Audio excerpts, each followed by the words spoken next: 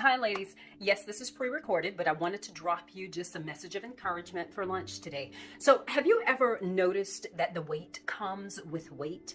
That the W-A-I-T, it comes with the W-E-I-G-H-T.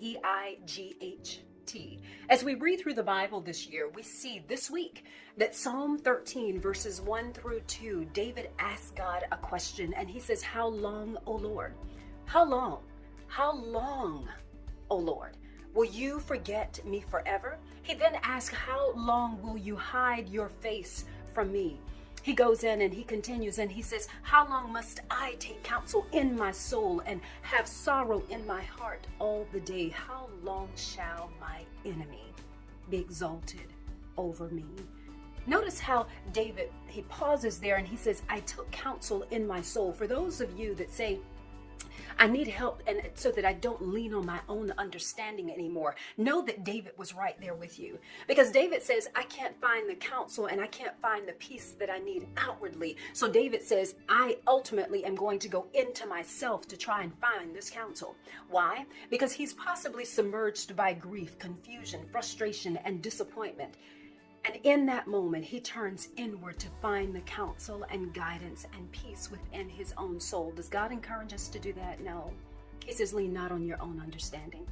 But David, like many of us, had been praying for years, asking and seeking God for direction and for an answer, and yet it seems it's not coming fast enough, that it's not going to happen. And so moments later, we see where David turns, and in verse 5, there's a shift. Verses 5 and 6, it shifts. Notice how David says, "But I have trusted in your steadfast love." He says, "My heart shall rejoice in your salvation. I will sing to the Lord because he has dealt bountifully with me." We see the shift. We see the transition of heart. We see where David is moving beyond the counsel of his soul, and he's turned back to what he has experienced in the past with a faithful God. So through the power of hope, David's mind moves beyond the moment and he reflects on how God has saved him in the past and that he is liberal in the many gifts that he bestows upon us and in our lives if we will just remain steadfast.